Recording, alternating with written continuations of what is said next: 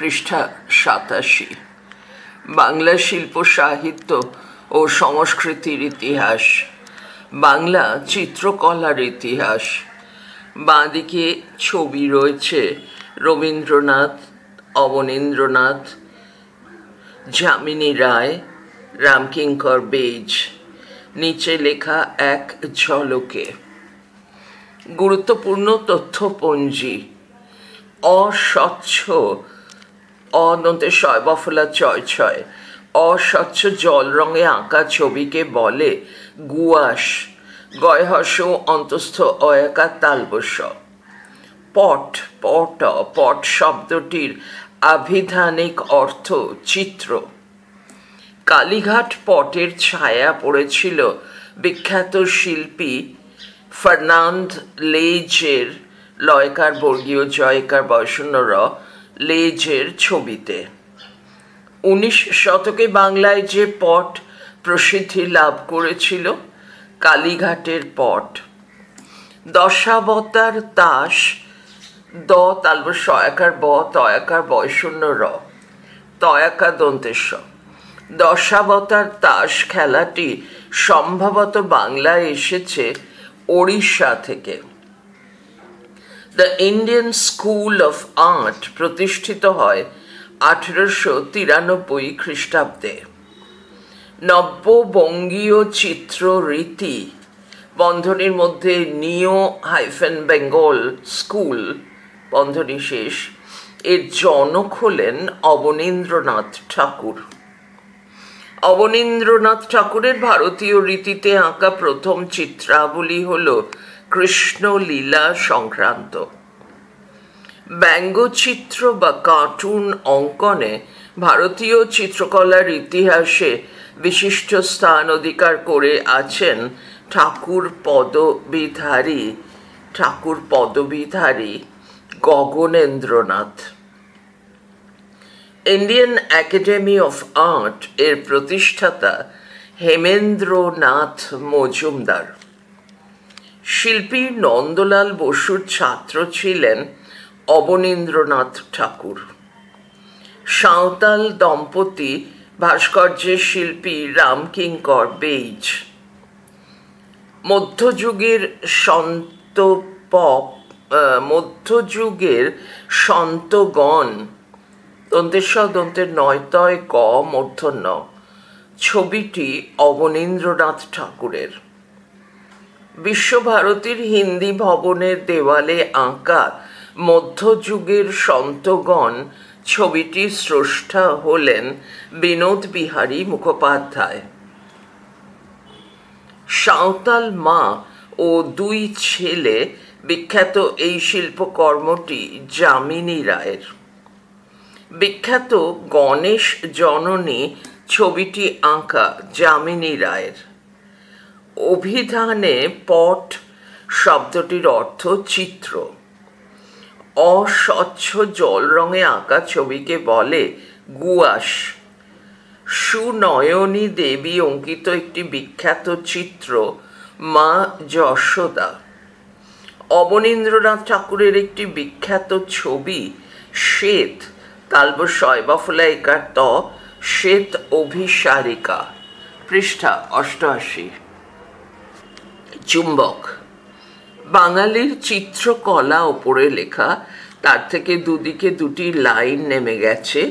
বাঁদিকের লাইনে নেমেছে বাংলার লোকশিল্প, ডান দিকের লাইনে নেমেছে আধুনিক বাংলার চিত্রকলা। বাংলার লোকশিল্প থেকে নেমেছে পটচিত্র, সেখানেই শেষ হয়ে গেছে। আধুনিক বাংলার চিত্রকলা থেকে নেমেছে ঠাকুরবাড়ির চিত্রকলা, যা নন্দলাল বসু, যামিনী রায়, রামকিঙ্কর বেইজ, চিত্তপ্রসাদ ভট্টাচার্য, জয়নুল আবেদিন, দেবীপ্রসাদ রায়চৌধুরী, অতুল বসু, বিনোদ বিহারী মুখোপাধ্যায়।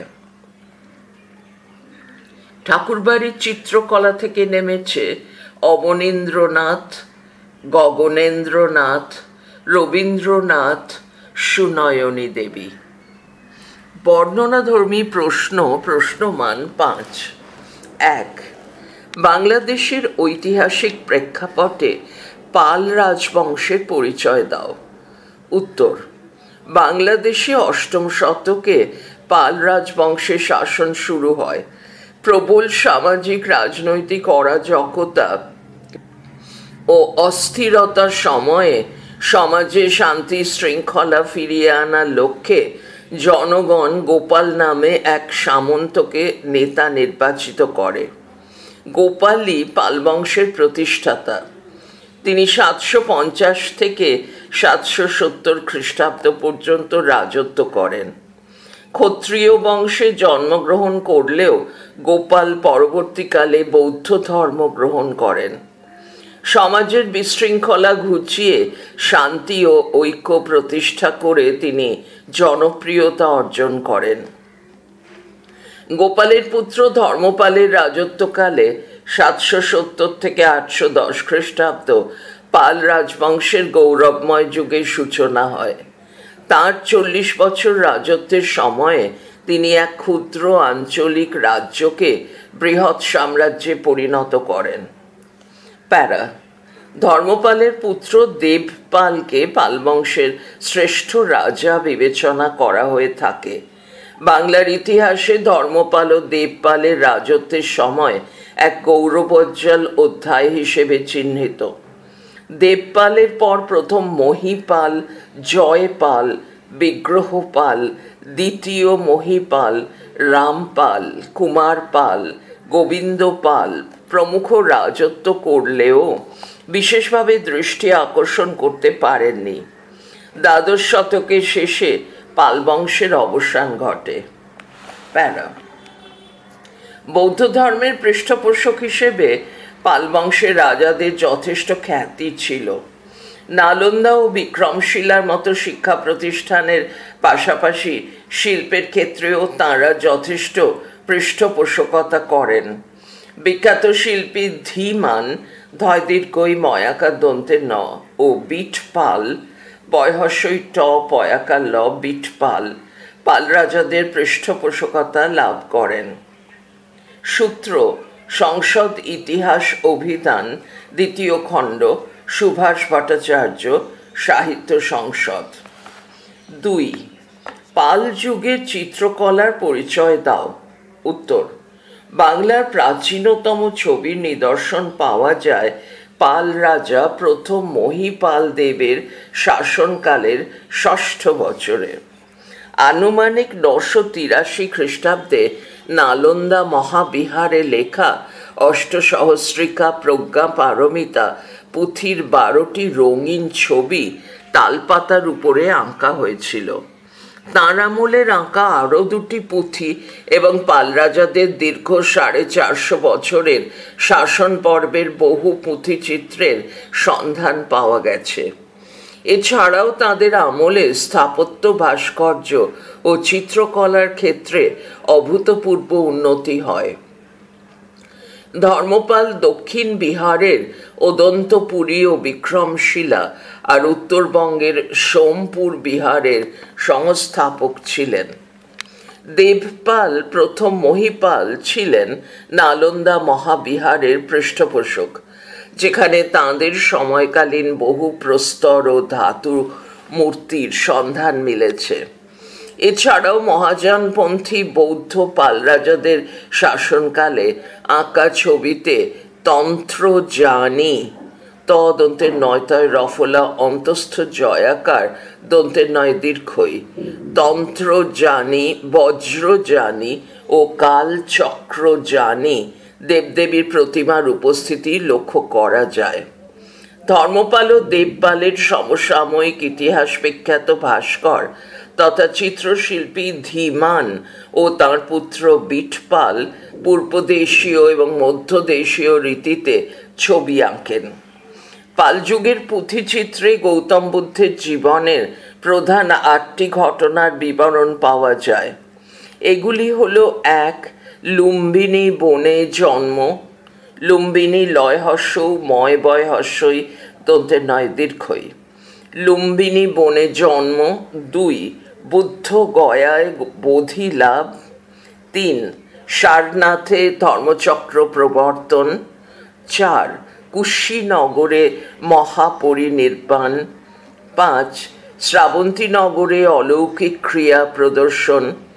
6 শঙ্কাশ্যে দন্তেশ উময়কয় আকার তালবস্বয় জফলা এইকার। শঙ্কাশ্যে স্বর্গাবতরণ। 7 রাজগৃহে নালগিরি বশীকরণ এবং 8 বৈশালী রাম্রবনে বানরের মধু দান গ্রহণ।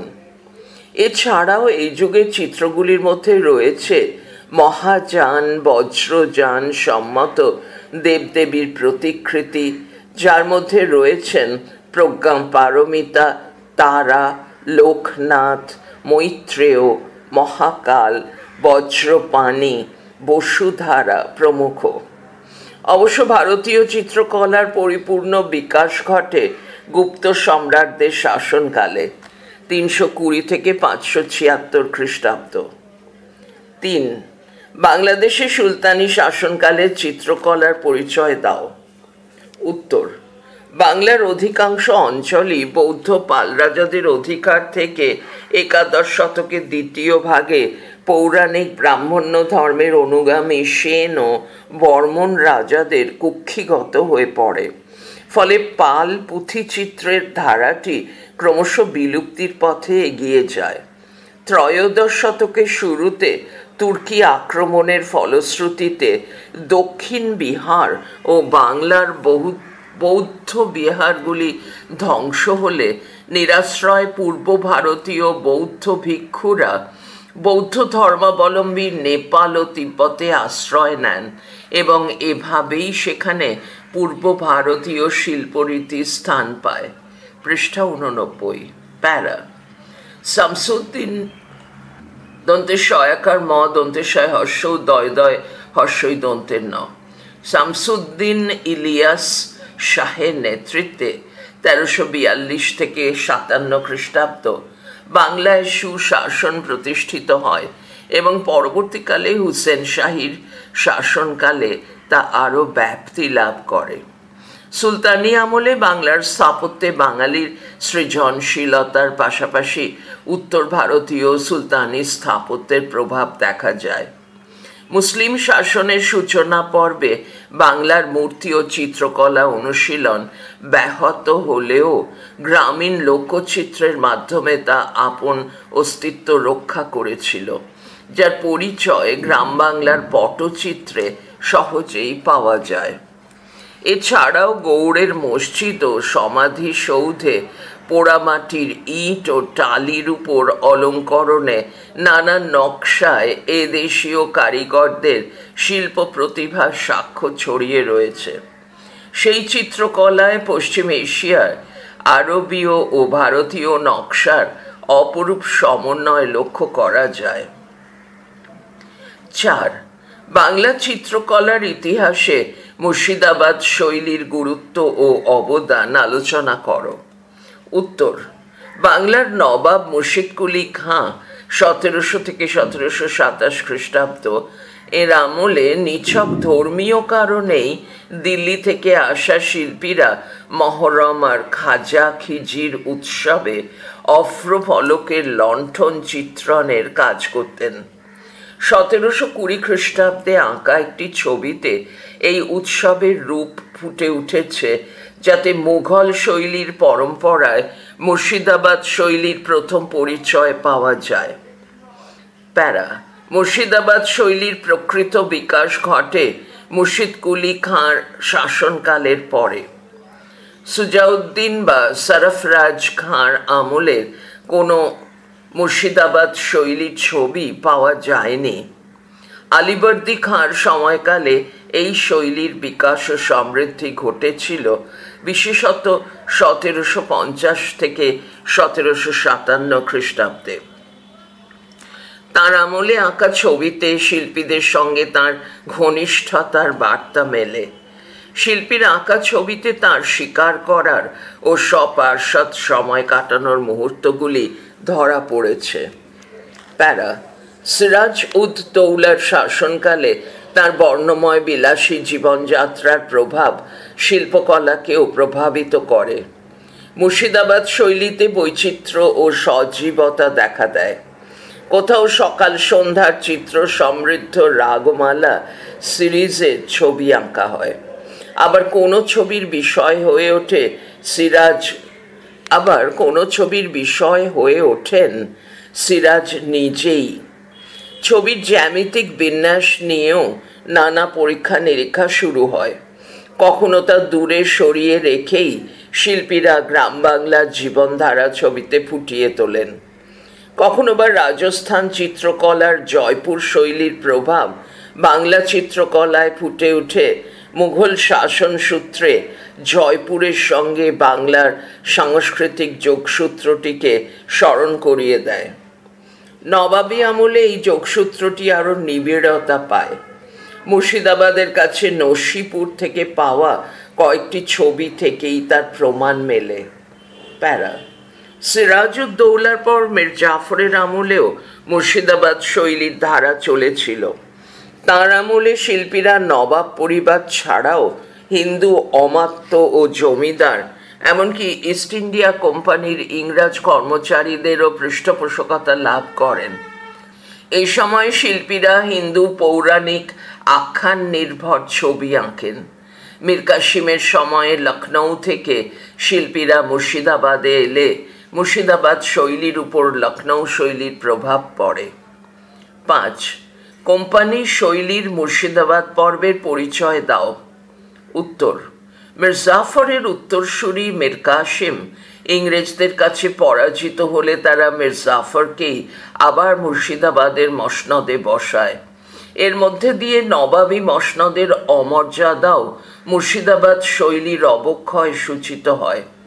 বৈচিত্র্য আর সৃজনশীলতা ভুলে শিল্পীরা জনরুচিকে প্রাধান্য দিয়ে নবাব বাদশার আলেখ্য চিত্রের রূপায়ণে যত্নবান হলেন। 1176-এর ভয়াবহ মন্বন্তরের প্রভাবে মুর্শিদাবাদ শৈলীর ধারাও অবলুপ্ত হয়।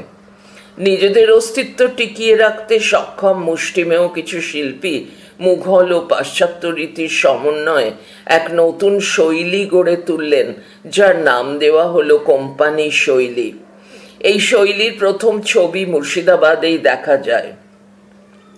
প্রথম দিকে মুঘল পরম্পরা শৈলীতে শিল্পীরা মুঘল বাদশাহ, বাংলা আর অযোধ্যার নবাব শাসকদের প্রতিকৃতির ছবি আঁকলেও পরে ক্রমশ তারা পাশ্চাত্য চিত্ররীতির প্রতি আকৃষ্ট হন। প্যারা ইংরেজ শাসনাধীন ভারতবর্ষে কোম্পানি শৈলীর চিত্রকলা অর্থাৎ দেশজ ও ইউরোপীয় শৈলীর মিশ্রিত চিত্রকলা প্রথম আঁকা হয় তাঞ্জোরে। অষ্টাদশ শতকের দ্বিতীয় ভাগে মুর্শিদাবাদে এই শৈলীর আবির্ভাব ঘটে। ক্রমে তা কলকাতা, পাটনা, কটক, ছাপড়া, আরা, বারাণসী, লখনৌ, দিল্লি, আগ্রায় ছড়িয়ে পড়ে। শিল্পীরা এই পর্বে প্রধানত পোশাক, বাজারহাট, যানবাহন, উৎসব, মন্দির, দেবদেবী আর কারুকার্যের ছবিতে জীবনধারার বাস্তবনিষ্ঠ পরিচয়টিকে ফুটিয়ে তুলেছেন। কোম্পানি শৈলীতে ক্রমে পাশ্চাত্য রীতির অনুসরণে শিল্পীরা চিত্রপটকে সিপিয়ার দন্তেশ্বই পয়হস্যই অন্তস্থ অয়াকার বয়শূন্য র সিপিয়ার নানা মাত্রার রঙে রঙিন করে তুললেন। ছবিতে কালো বর্ডার জুড়লেন, ছবির আকারকেও বড় করে তুললেন। মুর্শিদাবাদের চিত্রকরেরা কাগজ ছাড়াও অভ্রের পাতের উপর নানা যানবাহন, পোশাক, শোভাযাত্রা, উৎসবের ছবি মিনিয়েচার ফর্মে আঁকতেন। 19 শতকের সূচনায় কলকাতা ব্যবসা বাণিজ্যের কেন্দ্র হিসেবে গড়ে উঠতে থাকলে মুর্শিদাবাদের গুরুত্ব ক্রমশ হ্রাস পেতে থাকে। 6. কোম্পানি শৈলী কলকাতা পর্বের পরিচয় লিপিবদ্ধ করো।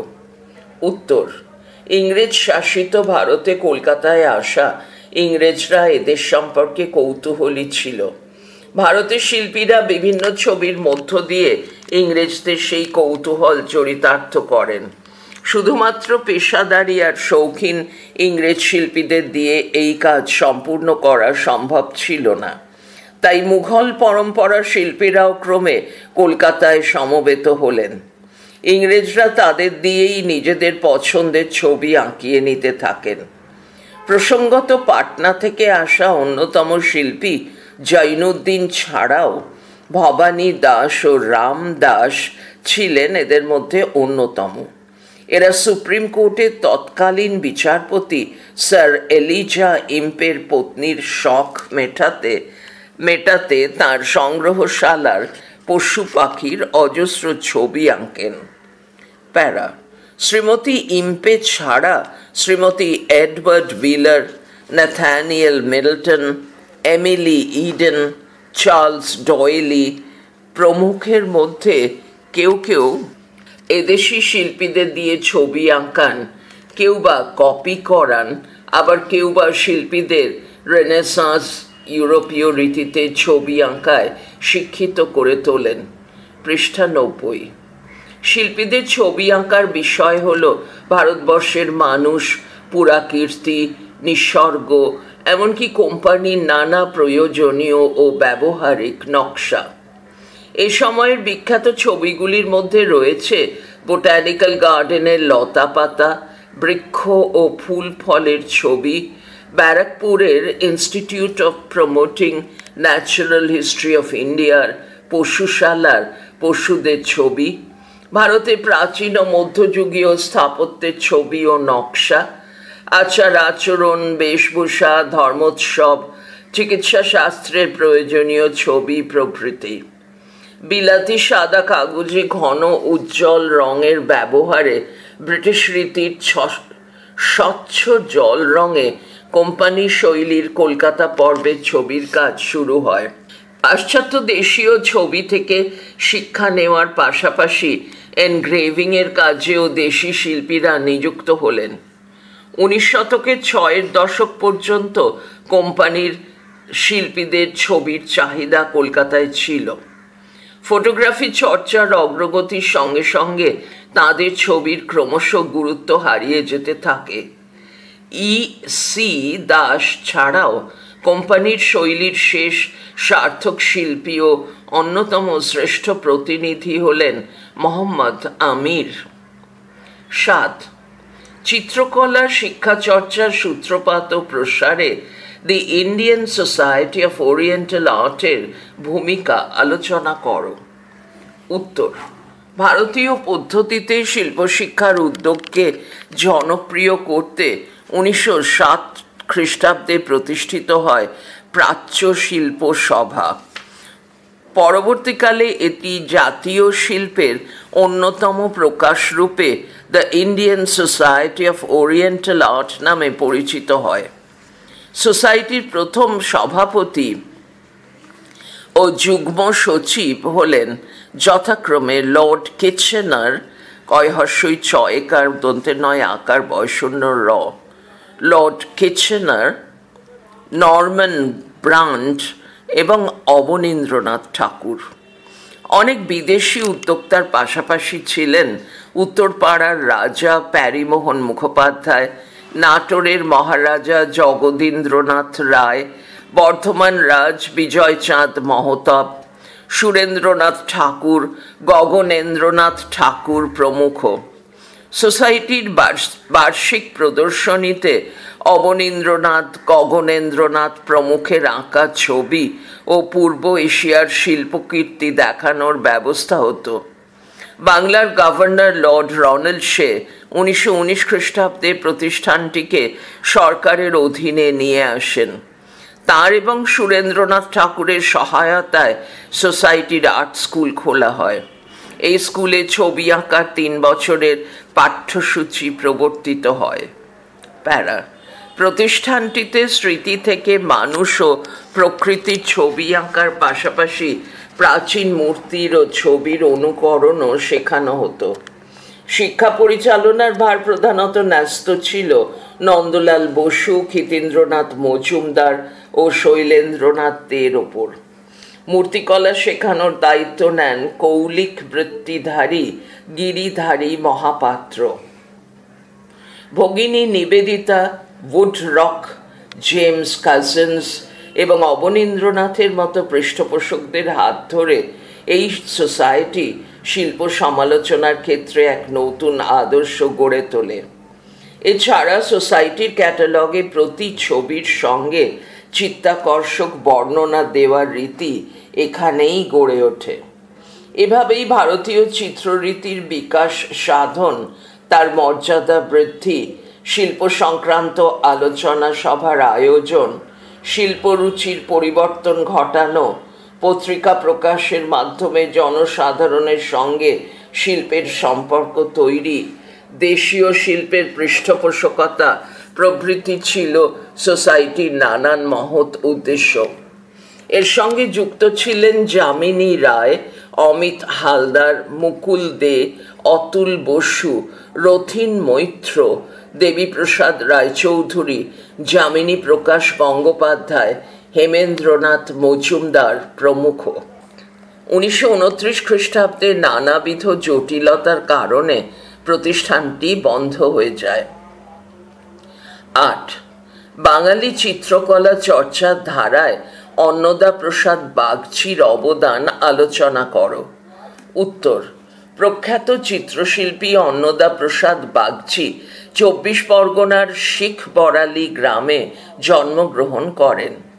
পিতা ছিলেন চন্দ্রকান্ত বাগচি। 1865 খ্রিস্টাব্দে অন্নদা প্রসাদ স্কুল অফ ইন্ডাস্ট্রিয়াল আর্টসের এনগ্রেভিং ক্লাসে ভর্তি হন। পরবর্তী সময়ে তিনি পাশ্চাত্য রীতির চিত্রাঙ্কন বিদ্যা চর্চা করেন। কর্মজীবনের প্রথম পর্বে অন্নদা প্রসাদ স্কুল অফ ইন্ডাস্ট্রিয়াল আর্টসে শিক্ষক হিসেবে যোগ দেন এবং পরে ওই প্রতিষ্ঠানেই প্রধান শিক্ষক হন। পাশ্চাত্য রীতিতে প্রতিকৃতি অঙ্কন করে তিনি প্রভূত সুনাম অর্জন করেন। তার আঁকা বহু মনীষীর প্রতিকৃতি উচ্চ প্রশংসিত হয়। তিনি শিল্প বিষয়ক প্রথম বাংলা পত্রিকা শিল্প পুষ্পাঞ্জলি 1292 বঙ্গাব্দ প্রকাশের অন্যতম উদ্যোক্তা ছিলেন। কলকাতায় 1905 খ্রিস্টাব্দে বঙ্গীয় কলা সংসদ স্থাপিত হলে তিনি তার সভাপতি নির্বাচিত হন। রাজা রাজেন্দ্রলাল মিত্রের লেখা দি অ্যান্টিকুইটিস অফ ওড়িশা এবং বুদ্ধ গয়া শীর্ষক বই দুটিতে তাঁর আঁকা ছবি রয়েছে। 1878 খ্রিস্টাব্দে তিনি আর্ট স্টুডিও প্রতিষ্ঠায় উল্লেখযোগ্য ভূমিকা গ্রহণ করেন। এই স্টুডিও থেকে লিথোগ্রাফি পদ্ধতিতে ছাপা পৌরাণিক বিষয়ক বহু চিত্র প্রকাশিত হয়। শিল্পী অন্নদা প্রসাদ এই স্টুডিওকে কেন্দ্র করে নিজের আদর্শে বহু তরুণ শিল্পী গড়ে তোলেন। 9. বাঙালি চিত্রকলা চর্চার ধারায় অবনীন্দ্রনাথ ঠাকুরের অবদান আলোচনা করো। উত্তর: রবীন্দ্রনাথ ঠাকুরের ভ্রাতুষ্পুত্র অবনীন্দ্রনাথ ঠাকুর চিত্রশিল্পী হিসেবে আন্তর্জাতিক খ্যাতি অর্জন করেন। অবনীন্দ্রনাথ পাশ্চাত্য রীতি অনুসরণে ইটালিয়ান গিলার্ডি গয়হস্যই লয়াকার ডয়রে ফস্যই এবং ইংরেজি শিল্পী পামার পয়াকার ময়াকার বয়শূন্য র পামার এর কাছে প্যাস্টেল, জল রং, তেল রং এবং প্রতিকৃতি অঙ্কন শেখেন।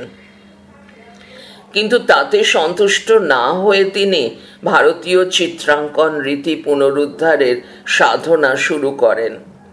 ভারতীয় রীতিতে আঁকা তার প্রথম দিকের বজ্র মুকুট, ঋতু সংহার, বুদ্ধ, সুজাতা, কৃষ্ণলীলা প্রভৃতি বিষয়ক ছবিতেও ভারতীয় আঙ্গিকের অনুকরণ প্রচেষ্টা লক্ষ্য করা যায়। 1898 খ্রিস্টাব্দে হ্যাভেল সাহেবের আগ্রহে অবনীন্দ্রনাথ কলকাতার আর্ট কলেজের উপাধ্যক্ষ হন। তিনি জাপানি শিল্পী টাইকানের কাছে জাপানি অঙ্কন রীতি শিক্ষা করেন, যার প্রভাব ওমর খৈয়াম চিত্রাবলীতে দেখা যায়। শিক্ষক রূপে সারা ভারতে ভারতীয় চিত্রাঙ্কন রীতি পুনরুদ্ধারের যে ব্যাপক আন্দোলন অবনীন্দ্রনাথ শুরু করেন, তার মাধ্যমেই ভারতীয় শিল্প নবজন্ম লাভ করে। শেষ জীবনে তিনি কুটুম কয়হস্য টয়হস্য ম কাটাম কয়াকার টয়াকার ম কুটুম কাটাম নামে বিখ্যাত আকারনিষ্ঠ বিমূর্ত রূপ সৃষ্টি করেন। ভগিনী নিবেদিতা, স্যার জন উডরক হ্যাভেল প্রমুখের উদ্যোগে অবনীন্দ্রনাথের শিল্পাদর্শ জাতীয় জীবনে প্রতিষ্ঠিত করার লক্ষ্যে 1907 খ্রিস্টাব্দে ওরিয়েন্টাল আর্ট সোসাইটি স্থাপিত হয়। ভারত ছাড়াও লন্ডনে, প্যারিসে, জাপানে তার ছবির প্রদর্শনী অনুষ্ঠিত হয়। তার আঁকা বিখ্যাত কিছু ছবির নাম পৃষ্ঠা 91, শাহজাদপুর দৃশ্যাবলী, আরব্য উপন্যাসের গল্প, কবি কঙ্কন চণ্ডী প্রত্যাবর্তন, জার্নিস এন্ড, শাহজাহান প্রভৃতি।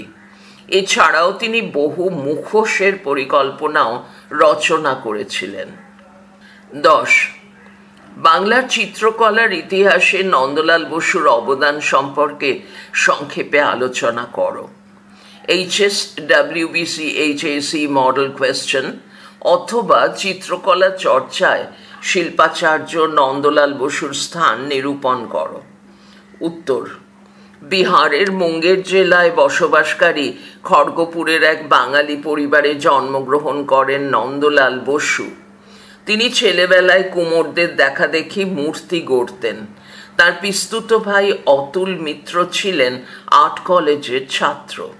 তার পরামর্শে নিজের আঁকা ছবি নিয়ে নন্দলাল আর্ট কলেজে অবনীন্দ্রনাথ ও হ্যাভেল সাহেবের সঙ্গে দেখা করেন ও আর্ট স্কুলে ছাত্র হিসেবে গৃহীত হন। 1906 থেকে 1915 খ্রিস্টাব্দের মধ্যে তার আঁকা বিখ্যাত ছবিগুলির মধ্যে রয়েছে সিদ্ধিদাতা গণেশ, শোকার্ত সিদ্ধার্থ, সতী, শিব সতী, জগাই মাধাই, কর্ণ, গরুর স্তম্ভ তলে শ্রীচৈতন্য, নটরাজের তাণ্ডব, ভীষ্মের প্রতিজ্ঞা, যতুগৃহ দাহ, অহল্যার সাপ মুক্তি, পার্থসারথী, শিব মুখমণ্ডল, শিবের বিষপান, যম ও নচিকেতা, মহাপ্রস্থানের পথে যুধিষ্ঠির, উমার ব্যথা, উমার তপস্যা, প্রত্যাবর্তন প্রভৃতি। পৌরাণিক বিষয়কে ভিত্তি করে আঁকা তাঁর এই ছবিগুলিতে রূপ নির্মাণের বিশেষ ভঙ্গি ধরা পড়েছে। প্যারা 1911 আর্ট স্কুলের পাঠ শেষ করে অবনীন্দ্রনাথ ঠাকুরের কাছে জোড়াসাঁকোয় শিল্পচর্চা নন্দলাল বসুর এক অনন্য অভিজ্ঞতা। ভগিনী নিবেদিতার বইয়ে চিত্রসজ্জা রচনা করা ছাড়াও তিনি রবীন্দ্রনাথ ও অবনীন্দ্রনাথেরও বহু বইয়ের অলঙ্করণ করেন। লেডি হেরিংহ্যামের সহকারী হিসেবে তিনি অজন্তা গুহাচিত্রের নকল করার কাজ করেন। 1909 তার স্মরণীয় কীর্তির মধ্যে রয়েছে গোয়ালিয়রের বাঘ বয়াকার বয়হসন্ত বাঘ গুহার ভিত্তিচিত্রের প্রতিলিপি গ্রহণ, জগদীশচন্দ্রের আহ্বানে বসু বিজ্ঞান মন্দির অলঙ্করণ, জোড়াসাঁকোর বাড়িতে রবীন্দ্রনাথ প্রতিষ্ঠিত বিচিত্র ক্লাবে শিল্প শিক্ষকতা, মহাত্মা গান্ধীর আহ্বানে লখনৌ, ফৈজপুর ও হরিপুরা কংগ্রেস অধিবেশন উপলক্ষে ভারত শিল্প প্রদর্শনী সংগঠন, হরিপুরা পট অঙ্কন ইত্যাদি। শিল্পচর্চা ও রূপাবলী তাঁর লেখা শিল্প সংক্রান্ত গ্রন্থ। তিনি রামায়ণ মহাভারতের কাহিনীকে কালীঘাটের রঙিন পটের মতো করে রূপদান করেন। ভারতীয় সংবিধান তাঁরই আঁকা চিত্রে ও নির্দেশে অলঙ্কৃত হয়। পড়া চলছে পরের ফাইলে।